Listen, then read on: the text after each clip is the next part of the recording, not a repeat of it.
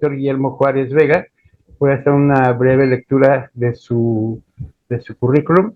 Él estudió la licenciatura de Químico Farmacéutico Biólogo en la Facultad de Ciencias Químicas de la Universidad Autónoma de San Luis Potosí. Después hizo una maestría en Ciencias en Biología Molecular en el Instituto Potosino de Investigación Científica y Tecnológica. Posteriormente hizo un doctorado en Ciencias Biomédicas en la Facultad de Medicina de la Universidad Autónoma de San Luis Potosí. Y en 2015 vino, bueno, es porque vino antes, pero en 2015 se integró a la Unidad de Sistematría de Flujo de la Red de Apoyo a la Investigación de la Universidad Nacional Autónoma de México, que ustedes saben está dentro de las instalaciones de nuestro instituto. Ahí se proporcionan servicios de sistematría de flujo multiparamétrica y de separación celular. El doctor Juárez Vega participa en una gran cantidad de proyectos de investigación relacionados con la caracterización inmunofenotípica por sistematría de flujo multiparamétrica y de separación celular de grupos celulares involucrados en enfermedades autoinmunes sistémicas, moléculas de adhesión celular en cáncer cervicuterino, caracterización de biomarcadores en enfermedad hepática aguda y de infección por el virus de COVID. Y también es parte del Sistema Nacional de Investigadores con el nivel 1.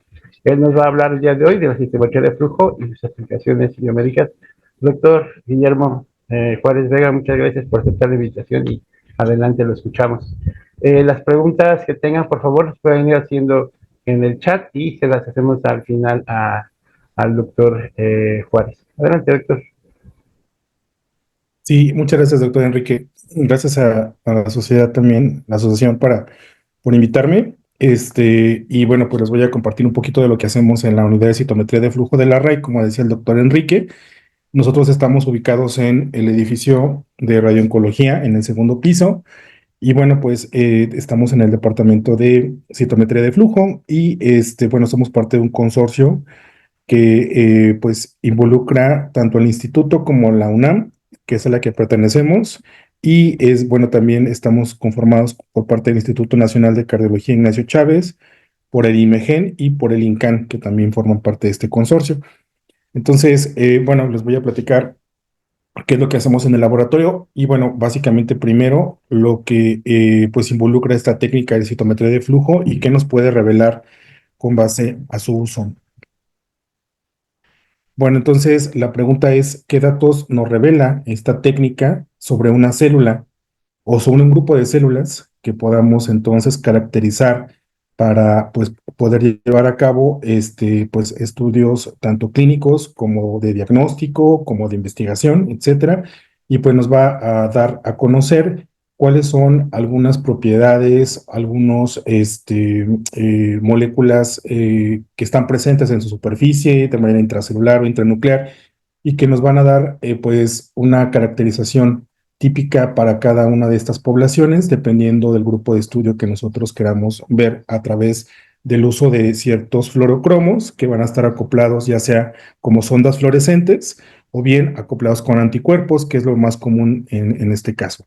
Bueno, pues vamos a hablar un poquito de lo que es la historia de la citometría de flujo, que brevemente, pues, esto tiene aproximadamente casi 100 años, donde, pues, en los años 30 hubo una persona de apellido Moldovan que, pues, ayudó o, bueno, contribuyó básicamente a realizar un contador celular a través de una dispersión de la luz, un fenómeno de tipo nefelométrico, donde podía entonces contar pues, células de manera automatizada. Y bueno, después en los años 40 se utilizó un equipo, se desarrolló un equipo con Gucker para poder detectar solamente, bueno, bacterias, básicamente en aerosoles, que provenían sobre todo de pacientes con tuberculosis.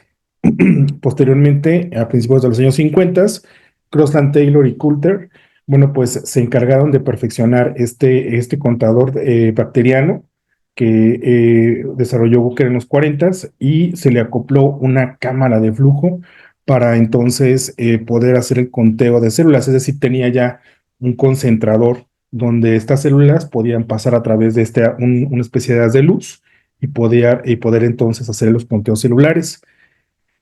Bueno, después en los 60s, Furtwängler pues empezó a desarrollar un proceso a través de cargas electrostáticas para poder entonces separar células. Entonces, esto fue el principio del cell sorter, que básicamente es la separación celular, que les voy a platicar más adelante. Y bueno, a finales de los años 60 ya digamos, se configuró el primer citómetro de flujo en Los Álamos por Bandila y que básicamente constaba o veía un solo parámetro para ver solamente el tamaño y la morfología de las células que se ven. Bueno, eh, como les comento, bueno, esto fue a finales de los años 60 y solamente podía detectar el tamaño de la célula como tal.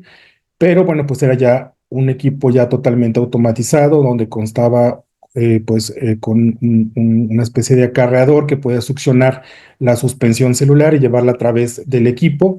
Y con este haz de luz, bueno, pues entonces hacer el conteo celular y poder ver entonces la morfología y el tamaño de la misma. Y bueno, ya en los 70s fue cuando se empezó a comercializar ya por algunas casas comerciales que se dedicaban a fabricar estos citómetros. Pues una de las primeras casas comerciales fue Biophysics Systems y PAS 8000, que dieron pues pie a una división dentro de estas compañías, donde se empezaron a fabricar los primeros citómetros de flujo. El primero, bueno, pues fue la compañía de Coulter Corporation, que fue la primera que desarrolló uno de los citómetros de flujo y posteriormente, bueno, pues ya se incorporó Becton Dickinson, que es ahora también una plataforma importante para poder hacer esta distribución de estos equipos de citometría. En los años 80, más o menos en los mediados de los 80, 84, 85, pues la citometría de flujo empezó a tener mayor auge ya que pues se desarrollaron sobre todo anticuerpos que podían tener un colorcito, que bueno, aquí les ejemplifico con una circunferencia de un color que está acoplado a un anticuerpo y este anticuerpo es capaz de reconocer un epítope en una célula, ya sea de manera superficial o intracelular. Pero los primeros anticuerpos que se empezaron a desarrollar, bueno, pues tenían eh, dos o tres colores de manera independiente que empezaron entonces a desarrollarse para poder reconocer poblaciones específicas y poder ser aplicadas tanto a los diagnósticos clínicos a partir de los 90 y pues obviamente también para investigación que es bastante socorrido ahorita el uso de estos sondas fluorescentes acopladas a anticuerpos. Y bueno, pues que llegamos a la parte de lo que es citometría de flujo, donde pues esta técnica básicamente nos va a ayudar a contribuir a visualizar características tanto ópticas, o sea, de manera física, ver cómo se puede clasificar por tamaño y por complejidad celular una población de estas, y también ver parámetros fluorescentes. Esto se puede hacer, obviamente, pues en células bacterianas, en células eucariotes, en líneas celulares, en células mononucleares de sangre venosa periférica. También se puede utilizar para la visualización de algunos microorganismos, dependiendo de cuáles pues se tengan en contexto. También se puede visualizar material genético, sondas acopladas a DNA o a RNA, que también es algo que ahorita está teniendo mucho auge. Y bueno, pues todo esto lo hacen a través de pasar a través de una fuente de luz que generalmente va a ser un láser, ¿sí?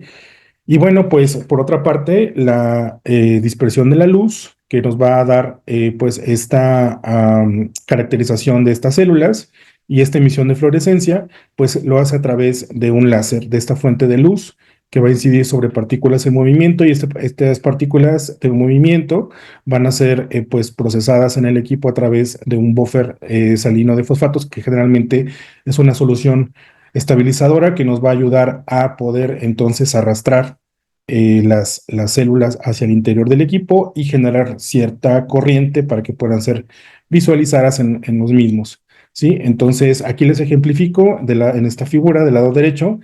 En gris está la solución de arrastre, que es lo que les comento que es un buffer, y la muestra que está pues comprendida con una suspensión celular que finalmente lo que sucede en esta citometría es que las células son acomodadas y pueden incidir en un punto que se llama punto de interrogación, donde inciden los láseres o el láser o los láseres que conforman el equipo y que van a poder entonces incidir sobre los fluorocromos o las ondas fluorescentes y poder entonces dar una eh,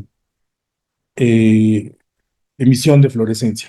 Una vez que esto ya ocurre, que ahorita vamos a ver más adelante un poco a fondo, pues la célula como tal, bueno, pues se desecha y se tiene la información de cuál sería la distribución de la población celular de manera física y la distribución de la fluorescencia. Entonces, bueno, pues podemos definir a la citometría de flujo como este proceso que va a permitir medir estos parámetros físico-químicos de una célula a través de una corriente de fluido, y esto pues nos va a proporcionar medidas tanto cuantitativas como multiparamétricas, que ahorita vamos a ver por qué se le llama así, y pues esto nos va a servir básicamente para pues definir esas propiedades de una población o subpoblaciones que las componen, es decir, de una población que aparentemente puede ser bastante homogénea, podemos encontrar a través de estas ondas fluorescentes que puede existir pues una población bastante heterogénea. Entonces, podemos entonces clasificar a las células dependiendo de cuál sea nuestro interés y poder entonces hacer estudios pues con esas subpoblaciones en específico, ¿sí? Pues, ¿para qué queremos entonces estudiar a las células? ¿Qué datos, como al inicio les comentaba, qué datos nos pueden revelar a través de esta técnica? Bueno, pues estudiar, como les decía, parámetros físico-químicos, como son el tamaño, como es la complejidad celular, ¿sí? Ver la presencia de algunas enzimas que pueden estar tanto a nivel intracelular o mitocondrial, que también nos van a revelar cierta actividad biológica, ver algunas cargas eléctricas que estén presentes en las células a través de la definición de cierto pH, por ejemplo, y que, bueno, pues esto va a contribuir a que se puedan realizar algunas reacciones químicas. De esta manera podemos también visualizar estas propiedades físico-químicas a través del estudio de la citometría. Otras propiedades que se estudian mucho y que es bastante socorrido son la parte inmunológica, donde pues se va a caracterizar a estas células, como les comentaba, por grupos, dependiendo de los marcadores que ustedes les quieran meter para poder hacer la clasificación. Y en inmunología, bueno, están estos grupos de cluster differentiation o que se abrevian como CDs, que son alrededor de poco más de 300, que nos van a servir para poder entonces caracterizar pues a unas células o a un grupo de células que puedan entonces estudiar en alguna patología o como controles, ¿sí? También a nivel funcional, bueno, pues se pueden estudiar estas poblaciones celulares con pues el uso de algunas ondas fluorescentes acopladas sobre todo a material genético para poder identificar si la célula entra en un periodo de apoptosis, dependiendo de alguna condición en específico o por el tratamiento de algunos sustancias o compuestos antineoplásicos, pues se puede ver qué tanto afecta entonces a las células neoplásicas el compuesto en cuestión, y se puede ver a través de estas ondas fluorescentes el nivel de apoptosis que se puede generar, o bien también cómo puede afectar la proliferación celular dependiendo de qué condición estemos aplicando a la célula.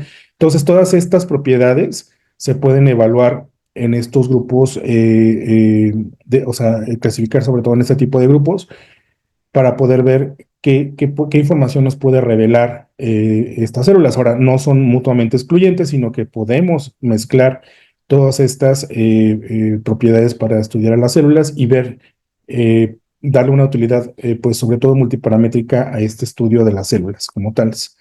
Entonces, uno de los primeros análisis que se realizan en estas células, pues es ver primero la parte física de las células. Esto nos lo revela a través de la dispersión de la luz, que es uno de los parámetros importantes que nos revela el citómetro de flujo, y otro es la fluorescencia, como les estaba comentando. En el caso de la dispersión de la luz, bueno, pues podemos ver que se puede identificar el tamaño de la célula y la granularidad o la complejidad celular. Entonces, el tamaño de la célula se va a revelar a través de un parámetro físico que se llama forward scatter, que se abrevia como FSC, y que pues bueno, pues nos va a dar qué tan grande o qué tan pequeña es una célula. Y el otro, que es el Side Scatter, que es el SCC, pues nos va a dar qué tan compleja de manera interna es una célula, si tiene gránulos en su interior, si tiene un citoplasma ocupado mayormente por un núcleo, etcétera, ¿no? Entonces, dependiendo de esto, pues vamos a poder identificar, y esto lo hace a través de esta dispersión de la luz, donde pues el rayo láser incide sobre el perímetro de la célula, para identificar, son estas flechas que tenemos en color rojo, y pues digamos, nos va a definir qué tan grande es una célula, ¿no? Entonces, de esta manera podemos ver el forward scatter o el FCS, que nos va a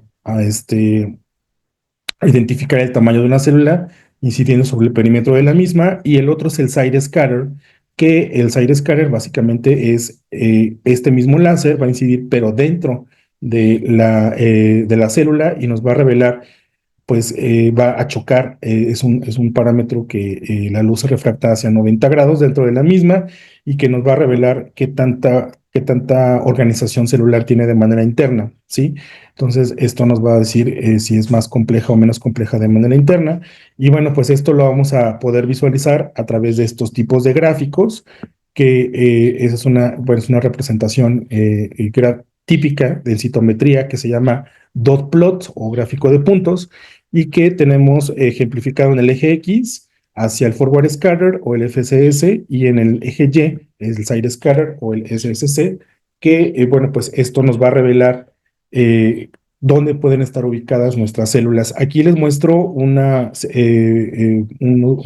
células provenientes de sangre venosa periférica, que fueron separadas por la técnica de Ficol, y que solamente se extraen en las células blancas o a los leucocitos, y que pues podemos visualizarlos dentro de este tipo de gráficos con esta distribución o este tipo de huella digital de manera electrónica, que nos puede revelar cómo están distribuidas las células. Entonces, en el eje X tenemos aquí el origen, que es el 0, y tenemos una escala que llega hacia 1023, que es algo arbitrario en ese sentido, y que, bueno, hacia la izquierda tenemos a lo más pequeño, y hacia la derecha tenemos hacia las células más grandes.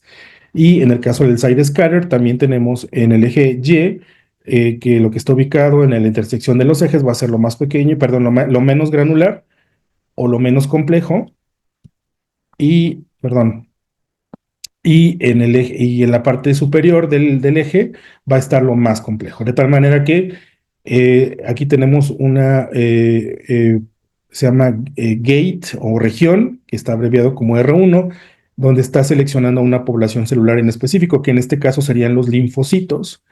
Pero tenemos aquí en este caso, bueno, son células que son más pequeñas y son menos granulares, a diferencia de las que están en la parte superior, arriba, donde se ve un manchón ahí, es un acúmulo de células, que estas células serían más grandes y más granulares. Entonces, de esta manera nosotros podemos identificar, pues de manera clásica, cómo se comporta la distribución celular en el caso de una sangre venosa periférica, que va a ser diferente, por ejemplo, si se tiene una línea celular donde la población es más homogénea y la distribución está más localizada en un solo parámetro, ¿sí?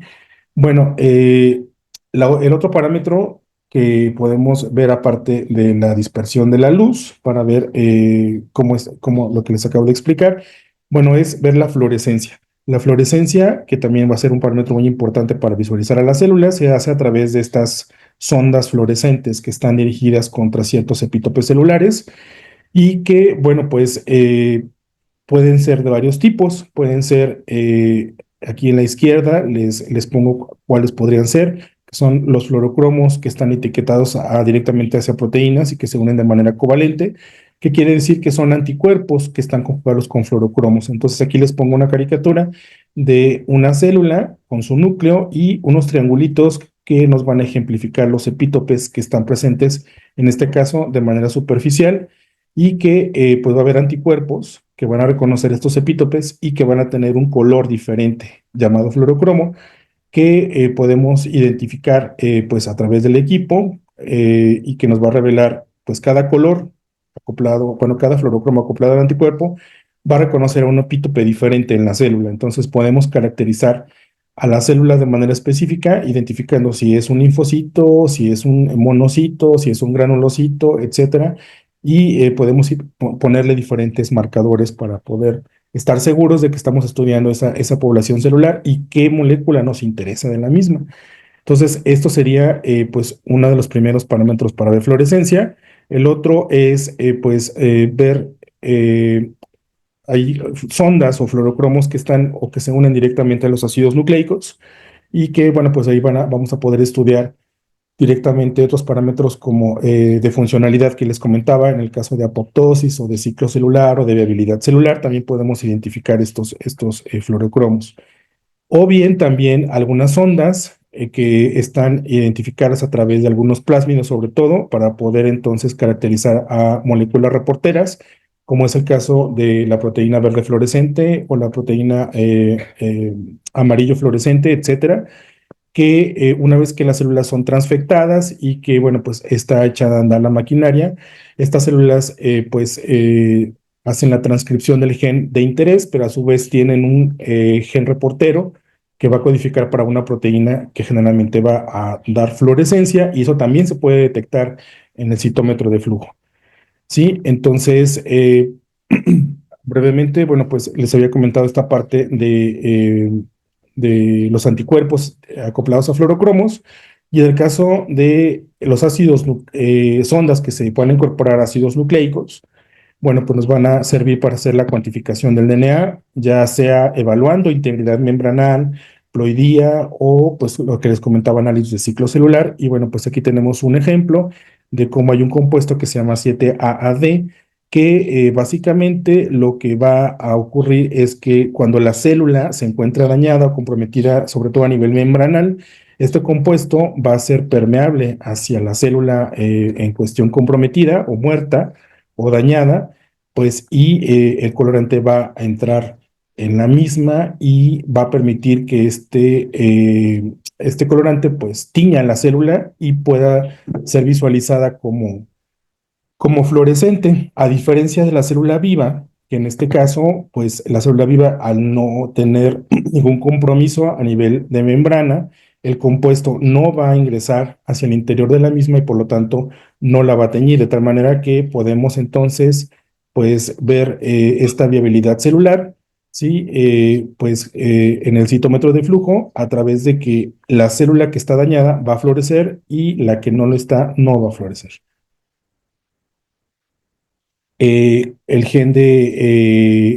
Estos genes que codifican para sondas reporteras o para moléculas reporteras, bueno, pues como les comentaba, están caracterizados como GFPs o hay otro colorante que se llama JC1 que pues ahí visualiza sobre todo los potenciales de membrana que es a nivel celular.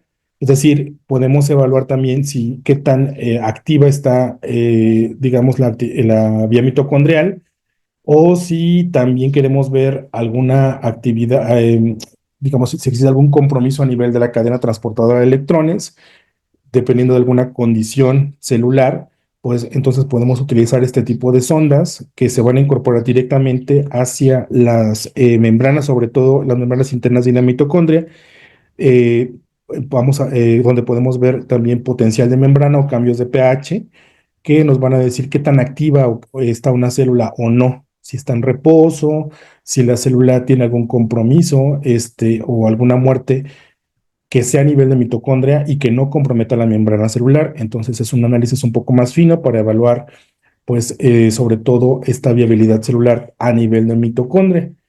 Y bueno, esta fluorescencia que les acabo de presentar, bueno, pues básicamente lo que hace es que tenemos nuestro compuesto fluorescente aquí en la parte inferior izquierda, que al ser excitado por unas de luz, que en este caso es el láser que tenemos en el equipo, sí, va a excitar a estos electrones que conforman la estructura molecular de nuestro compuesto fluorescente, y esos electrones, bueno, pues van a llegar a un estado máximo de excitación, que una vez que llegan a este estado máximo de excitación, bueno, pues tiende obviamente a regresar a su estado basal, ¿sí? Y una vez que regresa a su estado basal, esos electrones emiten fotones de luz y esos fotones son los que el equipo está detectando al momento de ser pues excitado este compuesto fluorescente por la fuente de luz, ¿no? Entonces, esto es lo que realmente capta el equipo y es lo que nosotros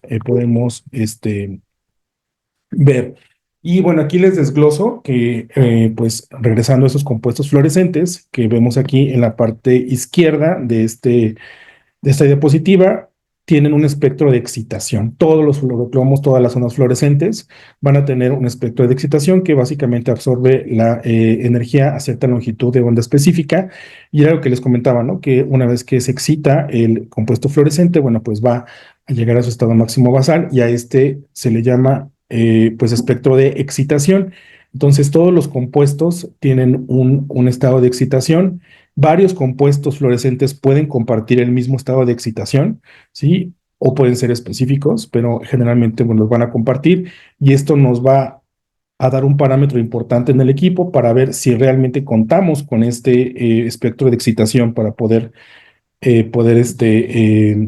ver nuestras moléculas, ¿sí? De fluorescencia. Y por otro lado, lo que les comentaba en la segunda parte de la diapositiva anterior es que una vez que estos compuestos fluorescentes emiten esos fotones de luz, pues van a ser, pues van a captarse en el equipo y van a generar un espectro de emisión que también pues emiten esta energía fluorescente a cierta longitud de onda específica. Entonces, la conclusión es que todos los fluorocromos que se van a visualizar en citometría de flujo tienen un espectro de excitación y un espectro de emisión que generalmente, bueno, pues va a ser arriba en longitud de onda del espectro de excitación, de tal manera que pues hay que visualizar siempre, es algo muy importante tener en cuenta, conocer estos espectros de excitación y de emisión para poder ver si podemos utilizarlos en ciertos equipos y poder entonces visualizarlos, porque pues no tiene caso de que a lo mejor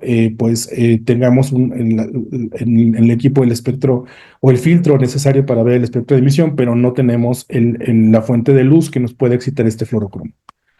Entonces aquí les presento una configuración del equipo que nosotros tenemos en el laboratorio que se llama Forteza y que pues tiene sus espectros de excitación y sus espectros de emisión. Este equipo tiene 4 láseres, un azul, un rojo, un violeta y un ultravioleta. Y aquí les muestro pues las longitudes de onda de excitación. Estas longitudes de onda de excitación pueden entonces, pues ahora sí, poder tener un grupo de fluorocromos que van a entonces poder ser excitados por esta longitud de onda y de esta manera, pues, podemos captarlos en el equipo, ¿no? A través de la presencia de estos filtros que van a entonces, van a poder contribuir a poder visualizarse en el equipo, ¿no? Entonces, hay un grupo de fluorocromos que pueden ser excitados por la misma longitud de onda. Esa es la conclusión. Y bueno, el citómetro de flujo, vamos a ver rápidamente que consta de varios componentes. Uno, el sistema de flujo, ¿sí? El otro sería un sistema óptico y el otro sería el sistema electrónico, que todos los citómetros de flujo pues tienen esta distribución y que pues son importantes saber qué hacen o para qué sirven. Y en el sistema de flujo, lo que hace es que una vez que tenemos nuestra suspensión celular, bueno, el equipo ejerce una presión constante sobre la muestra y esto va a permitir que sea arrastrada hacia la cámara de flujo y pueda entonces ser captada en el punto de interrogación por el láser, ¿sí? Entonces, básicamente, pues lo que va a hacer es arrastrar la muestra hacia el interior con este sistema de fluidos, que es un buffer generalmente isotónico, que nos va a ayudar a poder entonces, pues, agrupar a las células y poderlas llevar hacia la cámara de flujo, ¿no? Con ciertas velocidades, inclusive baja, media, alta, o también se puede controlar en algunos equipos por volumen, que nos pueda captar cierta cantidad de volumen por unidad de tiempo, o bien solamente captar por tiempo cierto volumen independientemente de la concentración de las células, ¿no? Una vez que este fenómeno ocurre, pues se va hacia los desechos. Y bueno, por otra parte, el sistema óptico, que lo que hace es que, pues está, una vez que en la parte de arriba les platique la parte del sistema de fluidos, ¿sí? Una vez que es acomodado, pues ese sistema óptico se caracteriza por tener ciertos espejos o ciertos detectores, que lo que hace es que va a captar cierta longitud de onda para que una vez que es excitada esta célula que tiene estas ondas fluorescentes, estos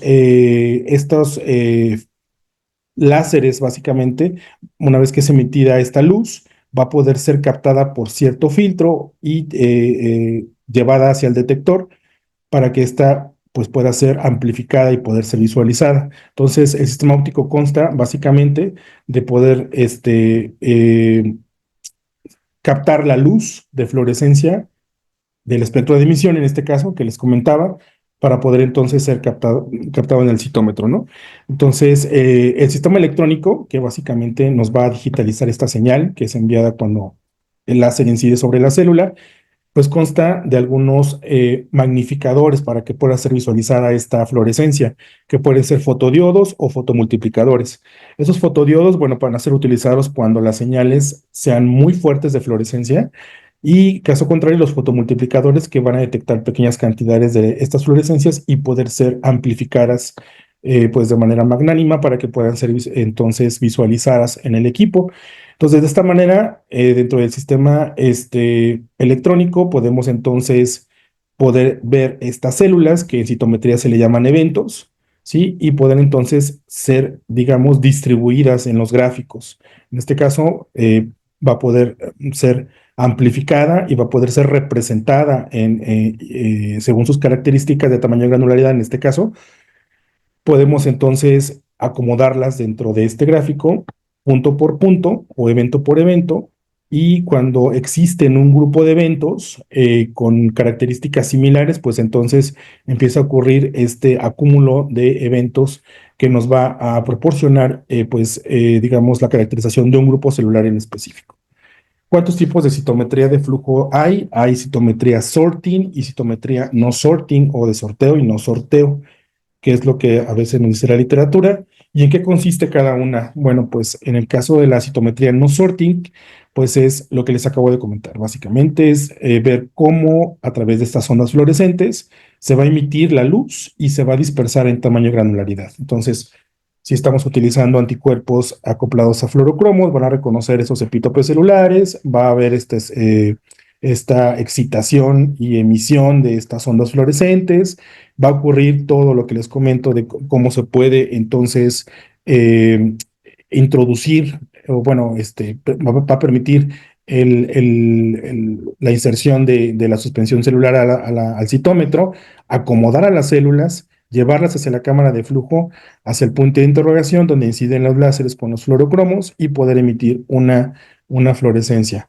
Esta sería la citometría no sorting o no de sorteo. ¿Por qué? Porque una vez que esta lectura se realiza y que es graficada a través de estos sistemas de electrónicos, pues las células son desechadas y ya no se pueden recuperar, ¿sí? Y en el otro tipo de histometría de sorting o de sorteo ocurre exactamente lo mismo, se dispersa la luz, se capta la fluorescencia, pero aquí se separan las células a partir de una población celular mixta, que quiere decir que podemos tener un grupo de células de diferente índole, que puedan ser, no sé, linfocitos T, B, NKs, etcétera, y que yo quiero específicamente sortear, por ejemplo, linfocitos T en naranja, a partir de este grupo heterogéneo de células, yo puedo separar estas células específicamente de la suspensión celular.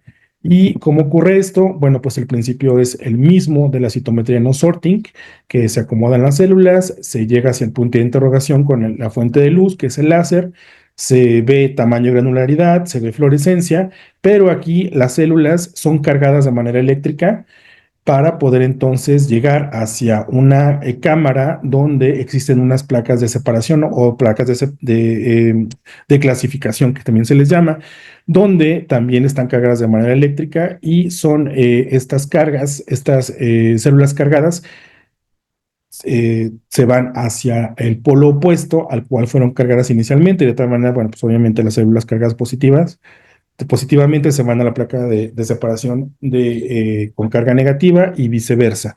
De tal manera que las células, en este caso, se pueden clasificar dependiendo del inmunofenotipo que nosotros vamos a utilizar, o de la sonda fluorescente, o de una molécula reportera como GFP. Yo voy a poder separar, en este caso, en un tubito, las células que me interesan y separarlas de las que no. En este caso le estoy ejemplificando,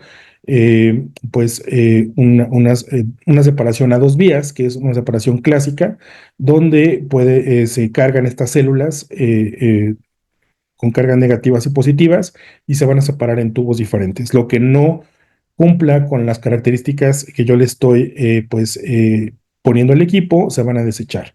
Entonces, ¿para qué voy a recolectar estas células? Bueno, pues la finalidad es para poder hacer análisis tanto de microscopía, ¿sí? Como algunas caracterizaciones bioquímicas, si yo quiero estudiar específicamente algunas enzimas en alguna población celular en específico, o bien también hacer ensayos funcionales, como poder pues hacer retos célula a célula, ¿sí? O poder confrontar también a grupos celulares contra una célula que, por ejemplo, no sé, una célula NK que tenga la capacidad de poder eliminar a grupos celulares en específico, ¿sí? O una célula neoplásica, una célula infectada con virus. Yo puedo poner el grupo de células NK en un control y, por ejemplo, evaluarlas en pacientes con determinada característica. Yo puedo evaluar la funcionalidad de qué tanta actividad eh, de, posee mi célula para poderla confrontar contra grupos celulares en específico. Bueno, ¿cuáles serían entonces las aplicaciones que se tienen para todo esto que les comento? Bueno, pues la más socorrida que les comento es la inmunotipificación, que ahorita vamos a ver cómo son los gráficos. Podemos ver ciclo celular, podemos ver flujo iónico, proliferación celular, ver estos potenciales de membrana a través de las mitocondrias o a nivel celular, hacer esta separación celular de cell sorting que les acabo de platicar, ver algunas proteínas intracelulares, sobre todo las citocinas, que están involucradas también en alguna diferenciación celular, o ver cómo responden a ciertos estímulos grupos celulares, tanto de pacientes como de controles, ver esas actividades enzimáticas que están presentes en las células, ¿sí? Sobre todo, bueno, pues también contamos con la presencia de algunas enzimas en los neutrófilos, por ejemplo, que nos van a servir para diagnosticar enfermedad granulomatosa crónica, para ver si realmente están teniendo esta función los neutrófilos al proteger al individuo contra infecciones bacterianas, por ejemplo, ¿no? Variación de pHs y ver una aplicación muy socorrida que ahora es la viabilidad celular que se pide en la mayoría de los experimentos a nivel de investigación. ¿Sí? Entonces, aquí les vamos a retomar un poco la parte de cómo estas representaciones gráficas en citometría, bueno, pues nos pueden revelar algunos datos, ¿no? Que les comentaba en el caso del eje X, vamos a ver tamaño contra el eje Y, que es la granularidad o la complejidad celular, y podemos entonces clasificar, en este caso, les pongo como ejemplo las células mononucleares provenientes de sangre venosa periférica, que la distribución va a ser, digamos, de manera conservada, dando una población en verde aquí a la población linfocitaria, en azul a los linfocitos y toda la parte de arriba que serían los granulocitos, ¿sí? También, consecuentemente, pues hay otra población que se encuentra presente en la intersección de los ejes, como son los glóbulos rojos, algunos debris, algunos restos celulares que se llegan a tener o algunas células muertas, que en este caso van a formar una estela a lo largo del eje y que, bueno, pues ahí dependiendo cuál sea nuestra población de interés, pues yo puedo estar evaluando, ¿no? Entonces, esta gráfica era lo que les comento, que justo en la intersección de los ejes, pues se van a encontrar algunas poblaciones celulares que a lo mejor, probablemente, dependiendo de nuestro estudio, nosotros podamos eliminarlas de manera electrónica, ¿sí? Hay una forma de cómo eliminar esta población celular, la visualización del gráfico, ¿sí? Pero también puede ser que nos interese esta población. En particular, sobre todo, hemos hecho estudios en el laboratorio de la caracterización de exosomas que están presentes tanto en células mononucleares o bien en algunas matrices como pueden ser plasma o puede ser orina. Podemos detectar en el citómetro de flujo estos exosomas que generalmente, bueno, pues van o llamados microvesículas extracelulares que están abajo de una micra y pueden representar hasta 100, o sea, 100 nanómetros o menos. Entonces, estos se van a localizar dentro de esta intersección de los ejes. Entonces, por lo tanto, es de nuestro interés tener el estudio en esta población celular y no en la otra. ¿Sí? ¿Cómo se representan estos gráficos en citometría? Bueno, pues un gráfico muy pues usado es el dot plot o gráfico de puntos, donde se ven dos parámetros, bueno, se ven en dos ejes. Se pueden visualizar dos poblaciones celulares, que ahorita vamos a ver cómo se distribuye esto, o bien gráficos como los histogramas, donde solamente se evalúa una población celular o un parámetro como tal, ¿sí? Que es lo positivo, que en este caso sería el pico verde que está aquí a la derecha, o qué es lo negativo, que sería el pico que está a la izquierda, ¿no? Entonces, de esta manera yo puedo decir esto es positivo, esto es negativo, y aquí nos va a dar, en el caso del dot plot, dos dimensiones, ¿sí? En el caso del dot plot, aquí tenemos, eh, en el eje X tenemos un fluorocromo que se llama FITSI y en el eje Y tenemos otro fluorocromo que se llama ficoeritrina, donde podemos entonces visualizar poblaciones celulares que van a hacer, dependiendo, obviamente, teniendo estas dos dimensiones, células que van a cumplir, en el caso, bueno, vamos a empezar con FITSI, que son poblaciones simples positivas para FITSI, ¿no? O sea, todas las células que tengan este fluorocromo, y este fluorocromo, recordemos que está, digamos, acoplado a un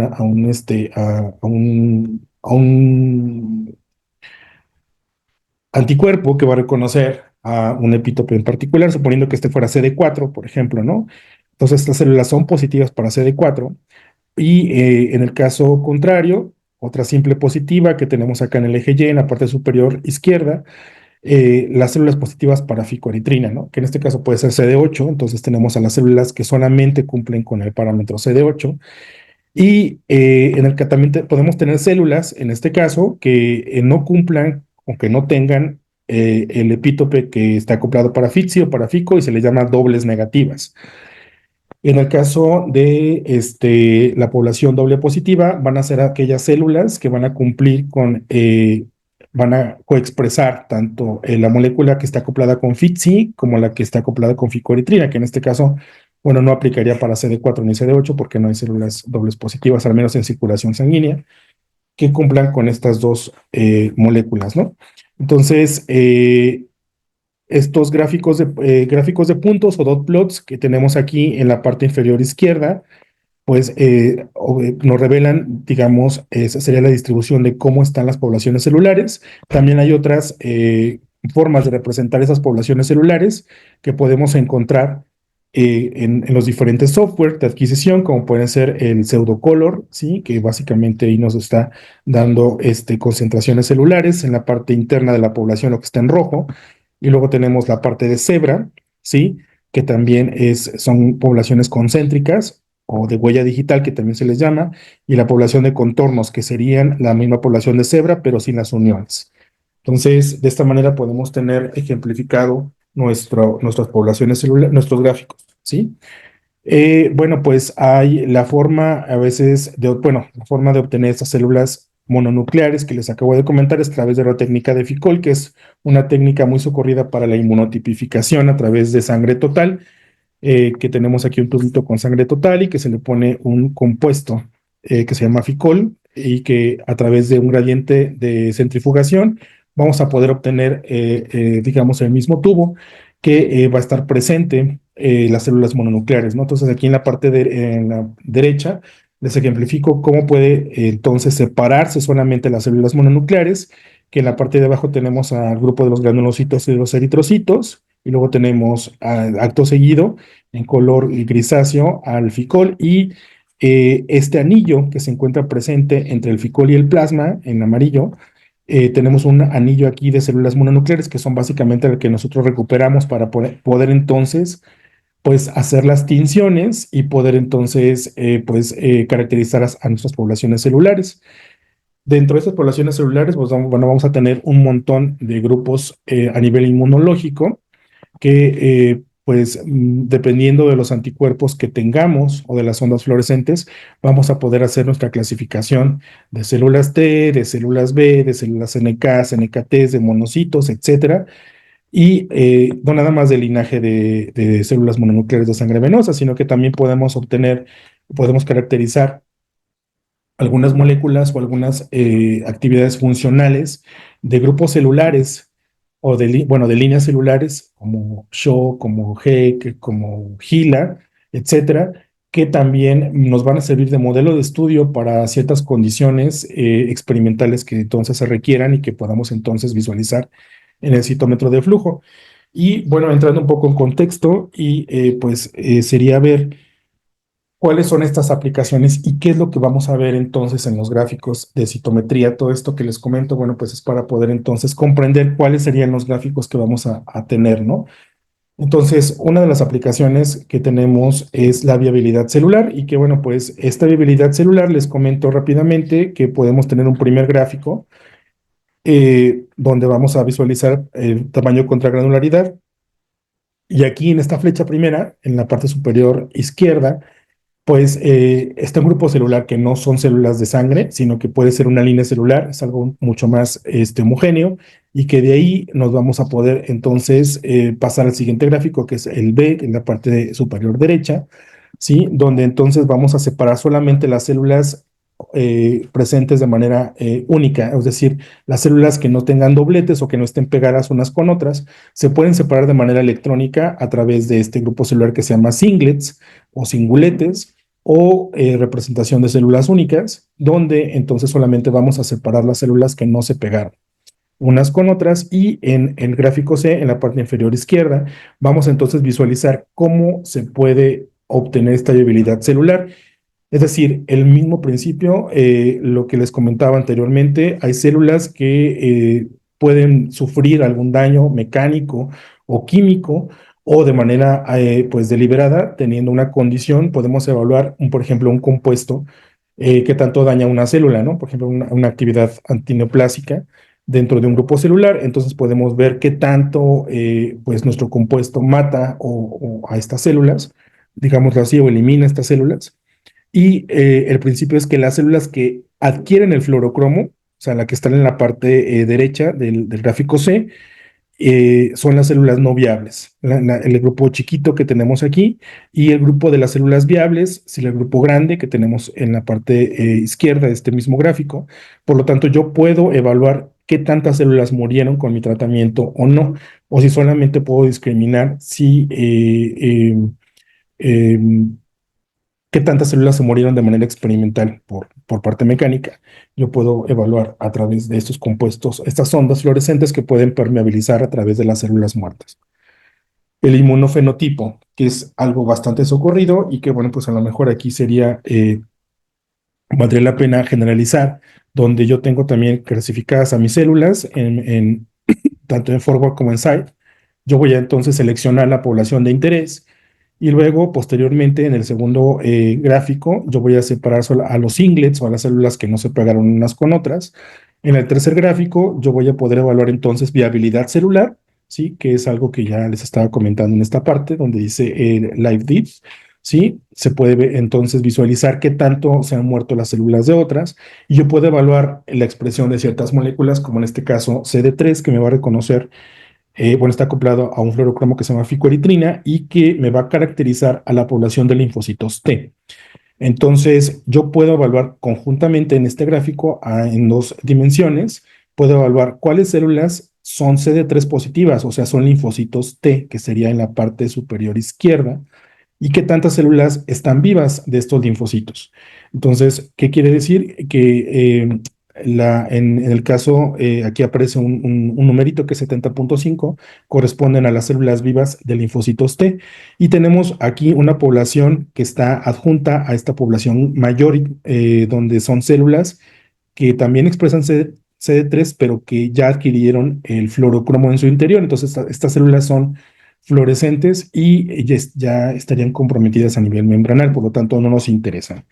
Entonces, de estas células, de este grupo celular de tercer gráfico, yo me llevo al cuarto gráfico y yo puedo evaluar la expresión la coexpresión de CD4 o de CD8, en este caso en este mismo grupo celular, y era lo que les comentaba en un inicio, yo puedo evaluar las simples positivas para CD8 en el caso del eje X, que corresponde, por ejemplo, a un 51%, y yo puedo evaluar las células CD4 positivas, que sería un 35.5%, eh, que corresponden a mi grupo celular. Y esto es un ejemplo de cómo se pueden entonces visualizar las células en seguimiento a tratamientos con pacientes con HIV, por ejemplo, para poder entonces ver cuál sería la proporción de células helper CD4 y citotóxicas CD8 presentes en esos pacientes, y que pues yo puedo también pues establecer una relación CD4-CD8 para ver a cómo tiende el incremento de o la recuperación de las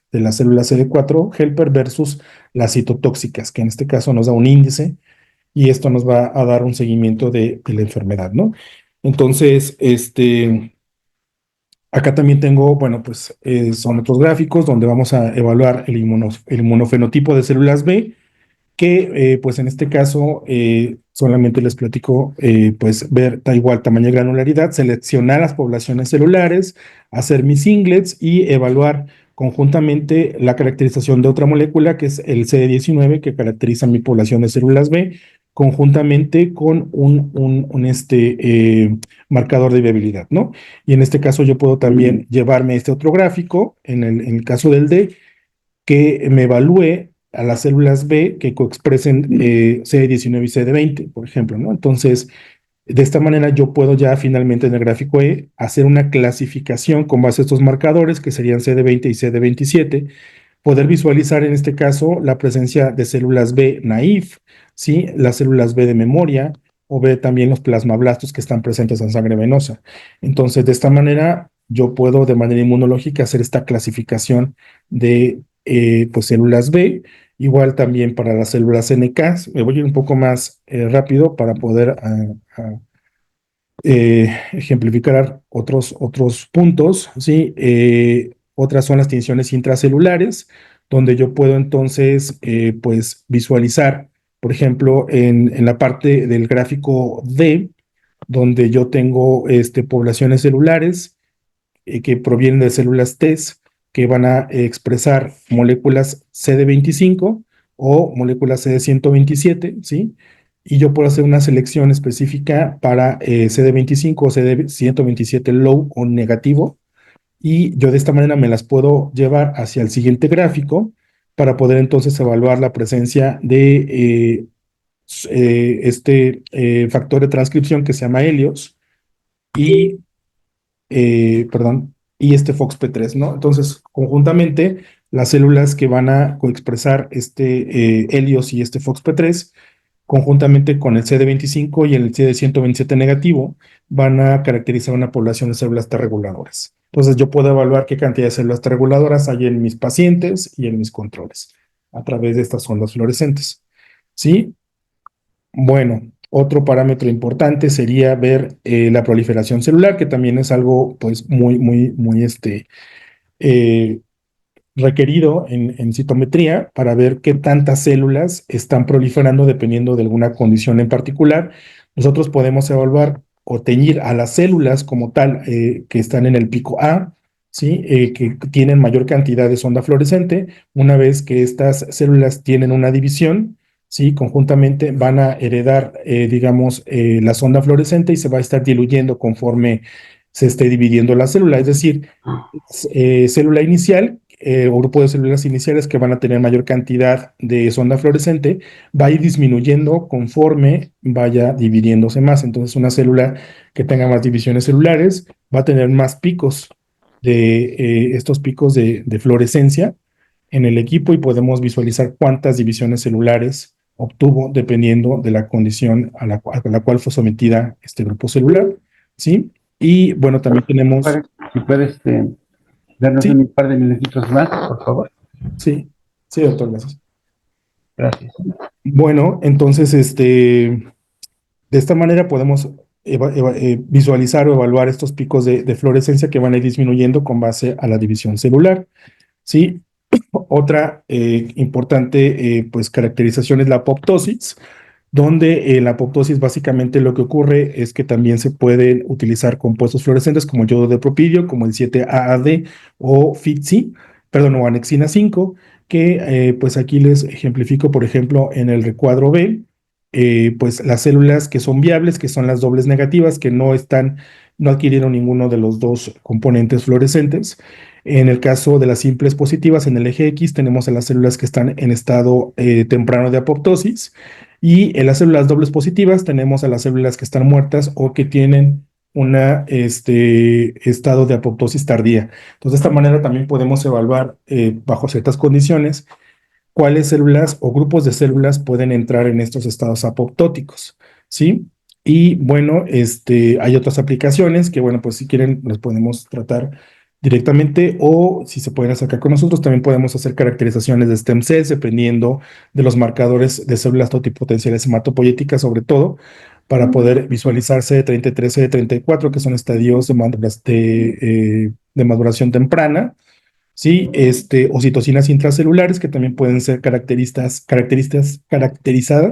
perdón, por ciertos grupos celulares que tienen tendencia hacia la diferenciación de TH1, TH2, TH17, TH29 y TH22. Podemos visualizar qué tanta cantidad de citocinas tenemos. Y bueno, les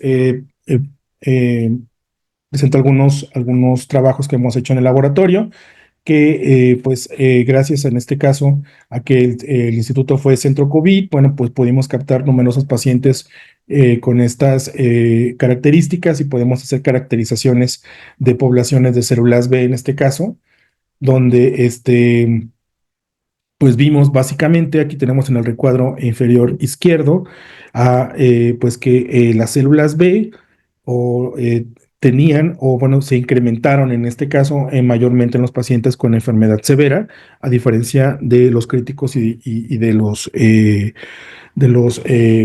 infección moderada, ¿sí? Esto generaba una mayor cantidad de plasmablastos que pues nos habla en relación a de que el sistema inmune estaba generando una mayor cantidad de células B para poder generar pues anticuerpos que no estaban presentes en este caso en estos pacientes que estaban debutando con la infección y que se incrementaban en los estados de enfermedad severa. También, bueno, pues hemos visualizado microvesículas extracelulares en pacientes con cáncer y que están asociadas a moléculas de adhesión. Bueno, perdón, se me pasó a decir, este trabajo se hizo en conjunto con el departamento de reumatología y con el departamento, bueno, con el doctor José Luis Maravillas de la RAI, se hizo esta caracterización de células B. Y bueno, también trabajamos con algunas colaboraciones que tenemos, en este caso con el Instituto Nacional de Cardiología, visualizamos estas microvesículas extracelulares asociadas a moléculas de adhesión. Entonces aquí básicamente lo que vimos es que si hay muchas moléculas de adhesión que son, digamos, intercambiadas a nivel celular entre las pacientes que tienen cáncer. Pues de esta manera esto favorece la diapédesis de estas células neoplásicas hacia otros tejidos, y bueno, pues que se pudieron caracterizar a través de estas microvesículas extracelulares. Y bueno, finalmente, ¿hacia dónde va la citometría de flujo? Bueno, pues esto, lo que les comento es citometría de flujo clásica, y hay otra citometría de flujo que se le llama citometría de flujo espectral, y que, bueno, pues básicamente lo que nos permite es tener mayor cantidad de detectores en los equipos y que se pueda visualizar de manera más amplia las fluorescencias totales que están presentes en las células. Entonces, de esta manera, en la citometría clásica se caracteriza por tener solamente un rango de amplitud máxima de la expresión de fluorescencia, donde pues en la citometría espectral, que es lo que tenemos hacia la derecha, existen numerosos detectores que nos van a visualizar todo la curva de fluorescencia, y esto nos va a permitir una mayor captación de la misma y poder tener mejores caracterizaciones de fluorescencia. Entonces, estos son los tipos de gráficos que se tienen en la citometría espectral, donde se tienen huellas, digamos, digitales específicas para cada fluorocromo, y cada fluorocromo va a estar acoplado, recordemos, hacia un epítope. Y hay otras herramientas de análisis que se pueden evaluar para hacer análisis multiparamétricos, donde se pueden, en un gráfico de 2 dimensiones, poder ejemplificar un grupo de células presentes en una condición. Sobre todo esto se ha utilizado mucho para la caracterización de inmunofenotipos en leucemias, donde entonces podemos agrupar en este tipo de gráficos todas las poblaciones celulares de interés y ver cómo se comportan, si existe disminución, si existe aumento, y se le da un seguimiento a sus pacientes en la remisión sobre todo. Bueno, bueno, pues no me queda más que hacer el comercial de la unidad de citometría que tenemos en la RAI. Tenemos 3 equipos de la plataforma BD. Tenemos un Forteza que consta de 4 láseres, evalúa 18 parámetros y ve 18 colores. Tenemos una Curie también que tiene 2 láseres, evalúa 6 parámetros y puede ver 4 colores. Y tenemos un Cell Sorter que les comentaba para hacer la clasificación celular, que se llama Faxaria 3 y tiene 3 láseres. Se pueden ver 11 parámetros y visualiza 9 colores. Entonces, bueno, pues también no me queda más que pues también agradecer que también tenemos colaboraciones con gente del instituto. Bueno, hay gente con la que colaboramos más y mayormente tenemos diversos proyectos de investigación relacionados con citometría, obviamente, donde asesoramos y damos tanto procesamiento como diseño de paneles, como compensaciones, todo lo que se refiere a estos experimentos. Y tenemos una colaboración, bueno, pues con el Departamento de Reumatología en la Unidad de Investigación en Enfermedades Autoinmunes con la doctora, perdón, ahí es Diana Gómez Martín.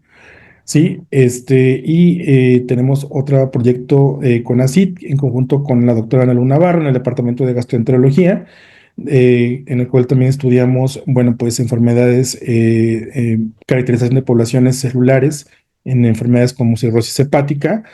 Recientemente tenemos también una colaboración muy estrecha con el doctor Enrique Gómez del Departamento de Fisiología de la Nutrición, donde evaluamos también poblaciones celulares en pacientes con diabetes mellitus que son suplementados con ácidos grasos y poder evaluar perfiles inflamatorios, sobre todo enfocados a monocitos, y ver la expresión de moléculas mensajeras como el MPK. También tenemos colaboración con la doctora Aleda Ortega del Laboratorio de Medicina Translacional en el INCAN, donde evaluamos estas moléculas también de adhesión y de compuestos pues relacionados con actividad antiapoptótica y apoptótica hacia líneas celulares de cáncer.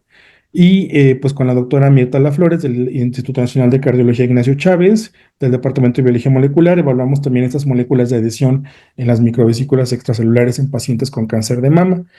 Y pues bueno, pues tenemos también pues interacción con otros grupos de investigación y damos servicio también al público.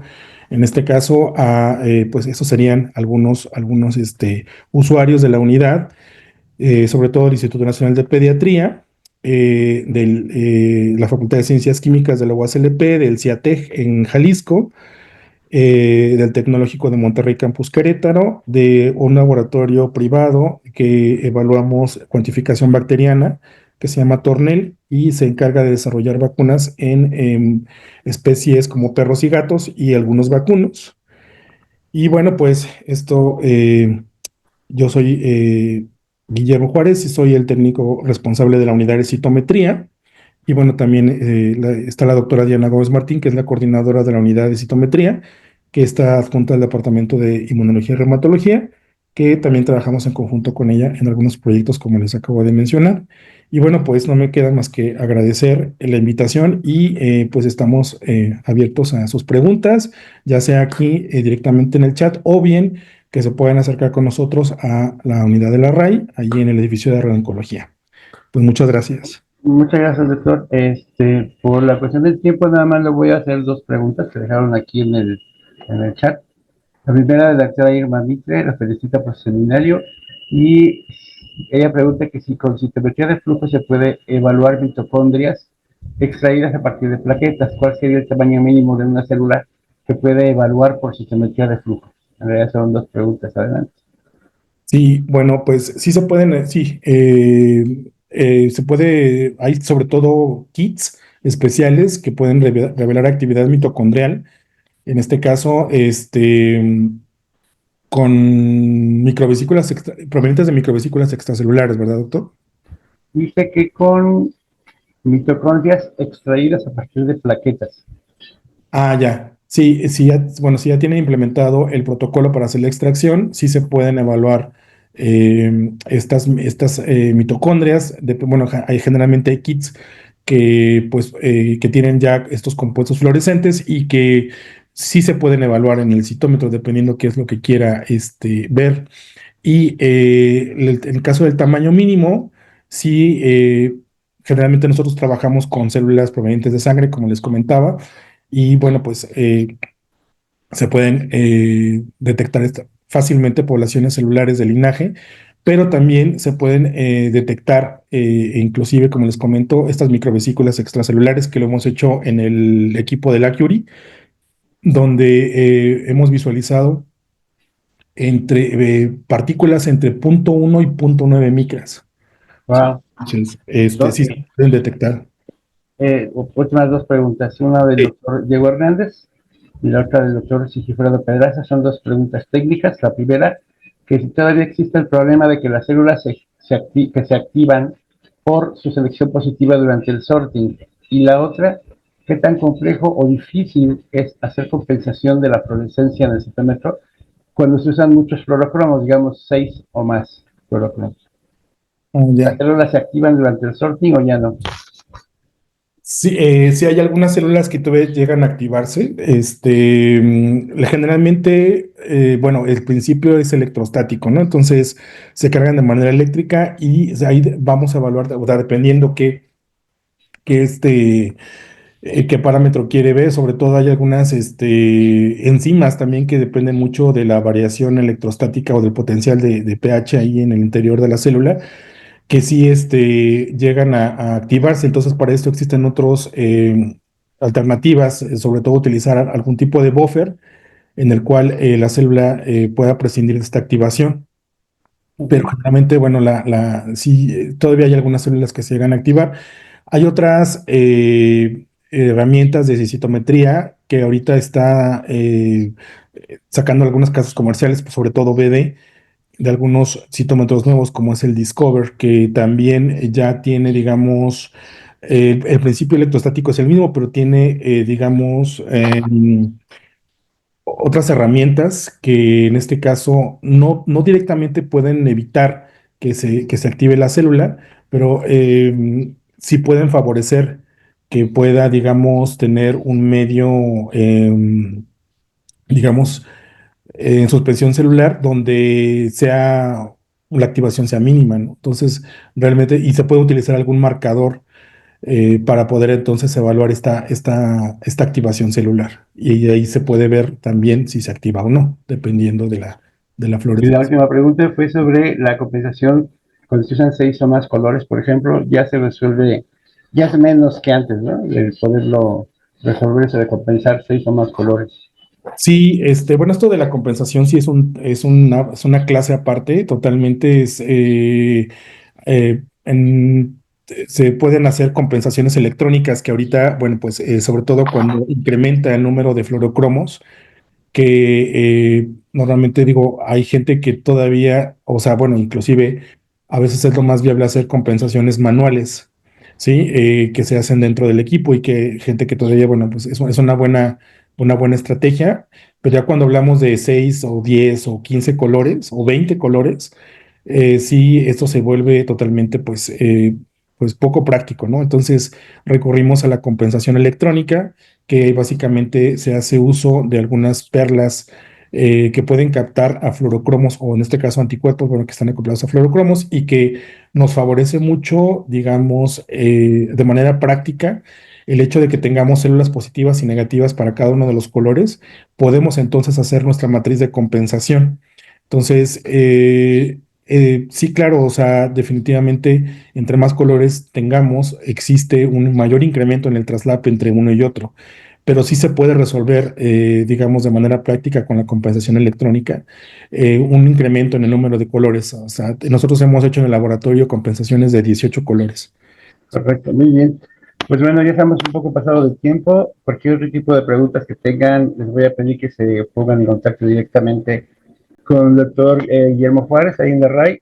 Y pues no me queda más que agradecerle primero al doctor Juárez por su excelente presentación. Espero que esto les sirva de motivación a todos los que nos escucharon el día de hoy, para que si quede alguna duda o quieren emprender un experimento que involucre citometría de flujo, se acerquen a él. Es una excelente persona que escucha bien sus problemas y los va a guiar. Entonces, muchas gracias, doctor. Y el nombre Muchas de la gracias. Asociación de Químicos, yo lo voy a hacer entrega más adelante, no se lo muestro por aquí, de una constancia y un regalito. Y nuevamente a todos ustedes, muchas gracias por su atención.